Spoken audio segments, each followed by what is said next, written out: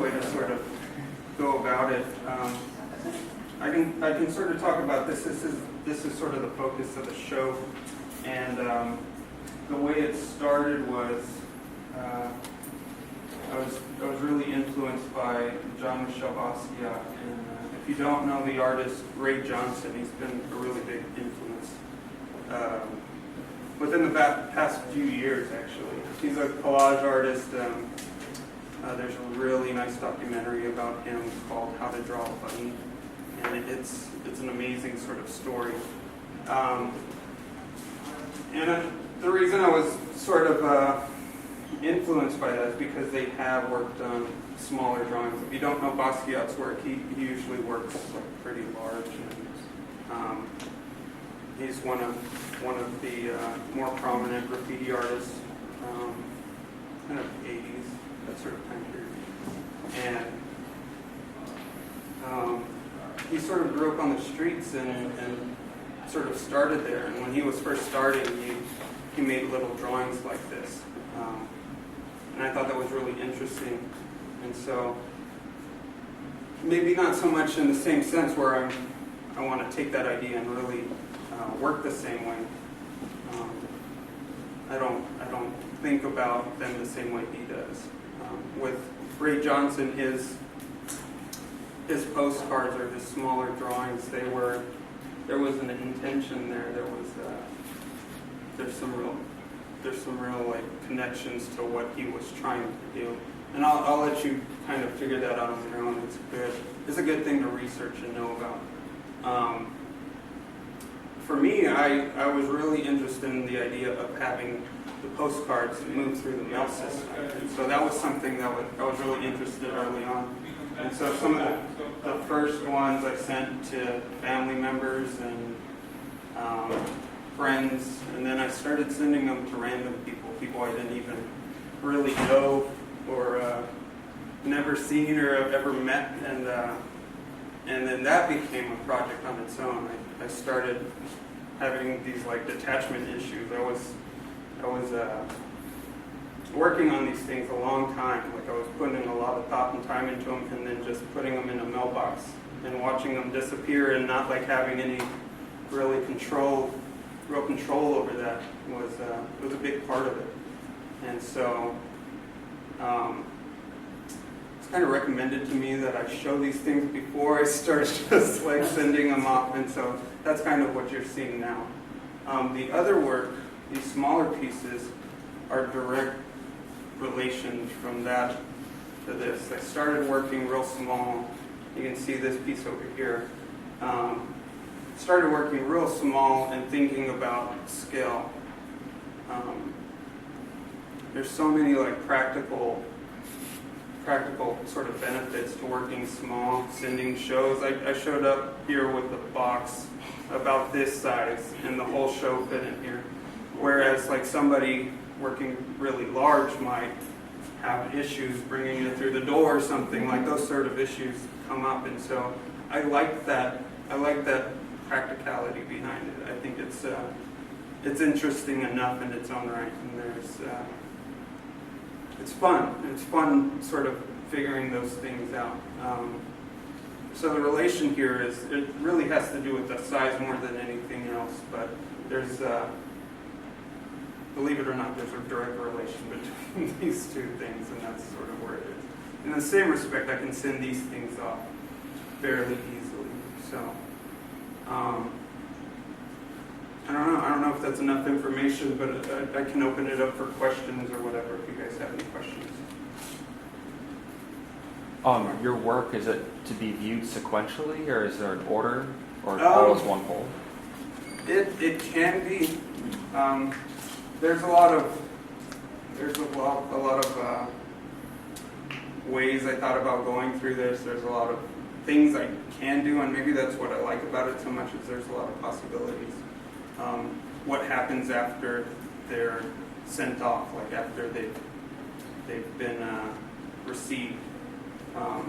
And so like the idea of like setting up a website for that sort of thing so somebody can post it afterwards, that it involves the viewer more than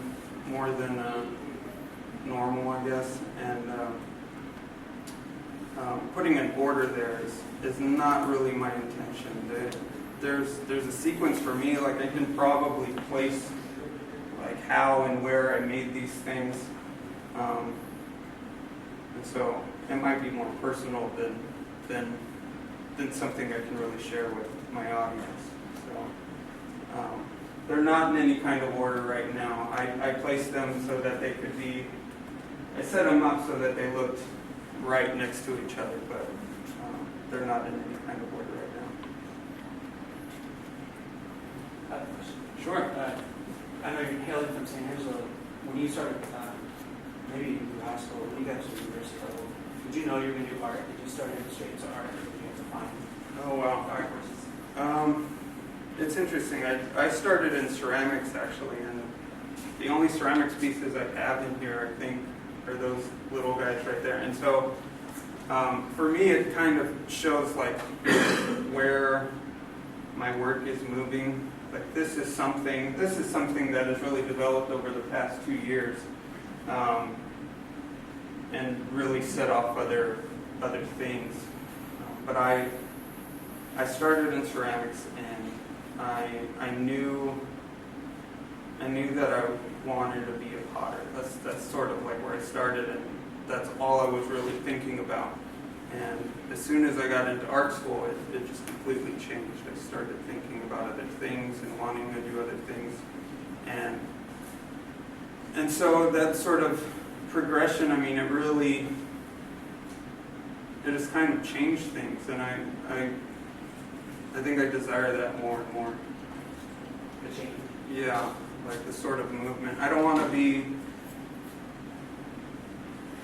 say that I don't want to be, it's weird, like this is a project that I want to keep going for forever. I think I can keep it up. It's almost like a sketchbook. It really influences everything else. But I don't want to be doing the same thing 10 years from now that I'm doing right now. I don't want this show to look the same as it does right now, if that makes any sense. Can I ask another question? Sure. How much like Jun Kaneko affected? That's- See, that's lots of images that remind me of Jun Kaneko. Yeah. He doesn't just do ceramics; he does everything. So. Right. Jun Kaneko, he's not a great influence to me. Like I definitely see the similarities, and I enjoy his work, but those things didn't come up until afterwards. It's like, oh, I see where the connection is for sure. These shapes that I assume you're sort of pointing to, these are really. That's just me making that connection. But I think it would definitely be evident to other people for sure. These shapes, going back to the idea of the post, for me, they're more like mailboxes, or in ceramics you have sort of a kiln arch shape, and that's what I've been thinking about. But it's interesting, the direct relation between Kaneko's work and the shape he's making. I could definitely see his work fitting into a kiln just right. But it wasn't giving me info. That's me projecting that out. Possibly. Like maybe it is an influence, and I'm just it wasn't intentional. Right. But I've seen his work, and so I mean, why isn't that in the back of my head somewhere? Yeah. Is there a question? Oh, I was just wondering what things do cause you to grow, and what's your trigger to change from what you have now? That's a great question. I used to limit myself quite a bit. So, for instance, this project is really limiting. I'm working in this small space. I was originally just working with graphite or felt tip pen, and there's a lot of felt tip pen in here. And that's really sort of limiting, but I was giving myself assignments, you could say. And so once I sort of broke open those limitations, I started working with other materials. I wasn't just working in ceramics. I wasn't just working on paper. wasn't just working with paint or graphite. Like there's things that are happening here that are more recent. This is being sewed into, and so that's something that's new. This actually has clay in it, and that's not something that I was doing before. And so those little like invitations to like open myself up to other materials has really brought about things that I'm liking. And it's interesting, like being just a painter, being just a ceramicist is, I feel personally that it's limiting. I like the idea of like growing in that type of craft, but I don't think I could work that way and be successful or happy maybe. And that's, I don't know how much success I want, but I definitely want to be happy with the work that I'm making. Robbie mentioned that you've done some residency and stuff. Okay. What's that been like? It's been awesome. I think it's interesting. I was driving up here with my brother and we were talking about that. If I could just do residencies, I think I probably would. And that's like a really like a selfish thing. We were talking about like if I had a family and kids, maybe that wouldn't be the best scenario. But right now I'm sort of detached. I don't have any roots anywhere, and it allows for that kind of movement. And I'm all about it right now. If you guys don't know about residencies or artists in residencies, it's a great way to like sort of hone in on your work. If you're interested in just making work, that's a really good way to do it. And so it really pulls you out of the academic setting or any other type of setting. If you can just sort of commit to making artwork, if you could even like fathom that, like not to step on any toes in the academic setting, but if you're a teacher, you really have to be invested there. There's an understanding that you have to be invested there, and you have to give time to that, and that's including like staying busy in your artwork too. I mean, that's all part of being in the academic setting. And so, like if you were to break up your sort of life in percentages, like how much are you giving to your artwork, how much are you giving to teaching, it makes it difficult. It sort of makes you have to sort of pull from each side. And so residencies, if you have the opportunity, there's real benefits to that sort of production. It's hard like talking about this like in terms of how many hours you put into something. But if you could think about painting, if you're a painter, if you could paint all day, would you do that? Maybe you shouldn't be a painter if you don't really want to paint that much, like maybe you shouldn't be an artist if it's not all you want to do. And that's a hard sort of thing to like sort of come by, but if this is what I want to do, like I want to do it every day and I want to do it well, and finding places where that's like available, I think it's important. If you want to be a teacher, you give yourself to that.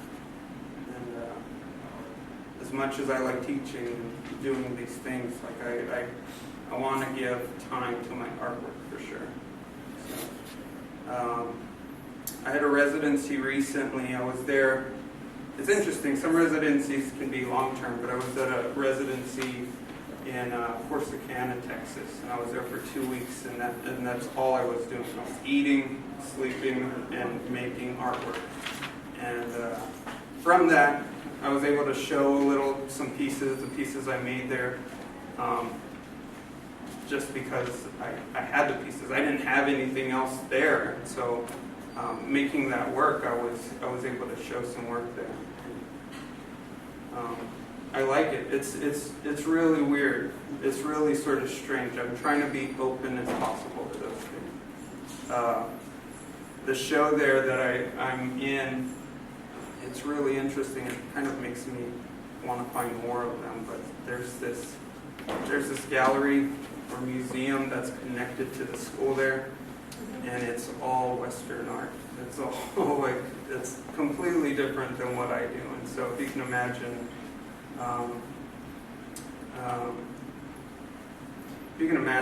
sort of cowboys and Indians like throughout this entire museum, and then pieces like this just being scattered throughout. There's this juxtaposition of those pieces, and at first I was kind of apprehensive. I didn't know what I was getting myself into, but then after seeing it, like I feel like it's interesting enough. It makes me laugh enough to want to do more of that. So, any other questions? How much time do you spend on each postcard? It sort of depends. I definitely give a lot of time to each.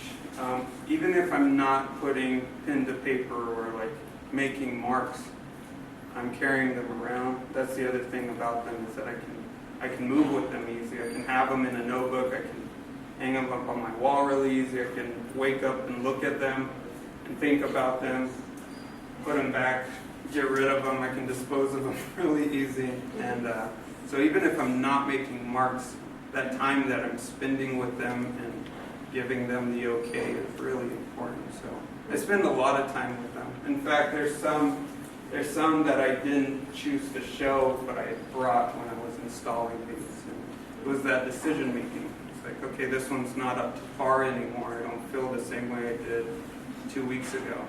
So yeah, I give a lot of them time. Some of them I've sat with longer. These two pieces specifically, the ones that you've seen on the posters and stuff, I've sat with those for like a year or two. So they're still around. Well, it's interesting because, when I walked in, I was like, wow, look at all the time that this took to do this. Yeah.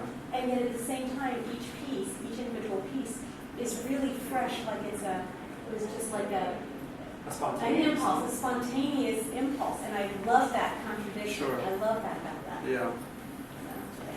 And there's definitely a lot of that. It's interesting, this time I'm talking about, like, spending with them.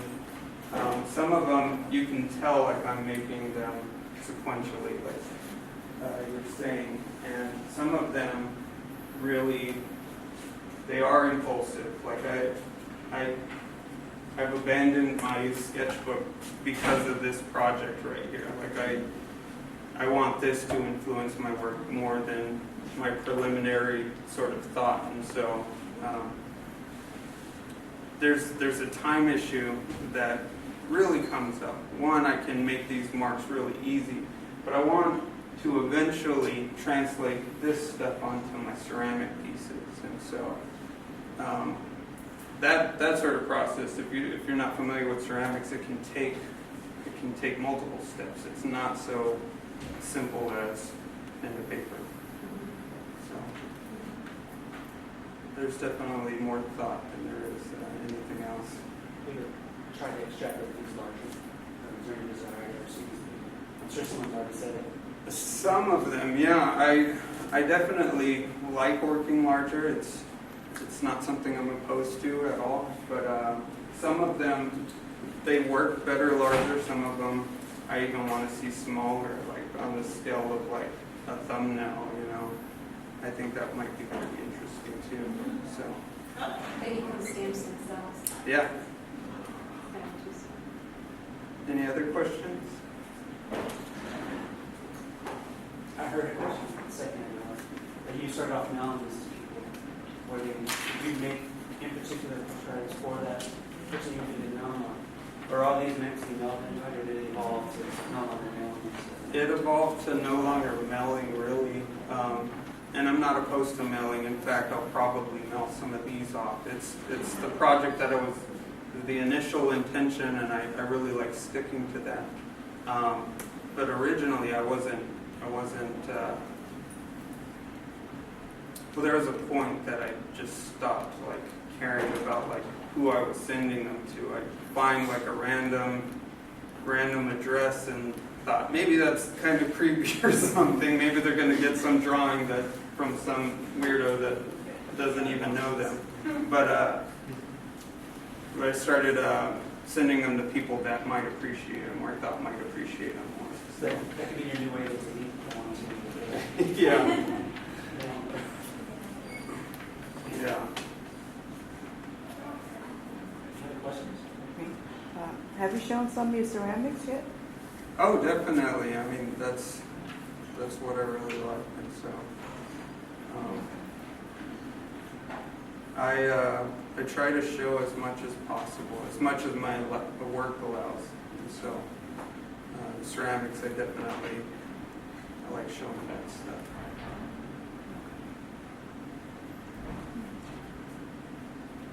Other questions? If there's no more questions, I want to remind you guys to sign in, check out the show for an hour or so, probably at the most. Yeah. And then, because today's the last day of the show. But don't forget to finish up the food that's in there. Yeah. Closing reception. And the next show starts in August, so be looking forward to it. It'll be ceramics. So Claire Ho, you want to look her up beforehand, get some good questions. So thanks, Jeremiah. Thank you. Thanks for having me.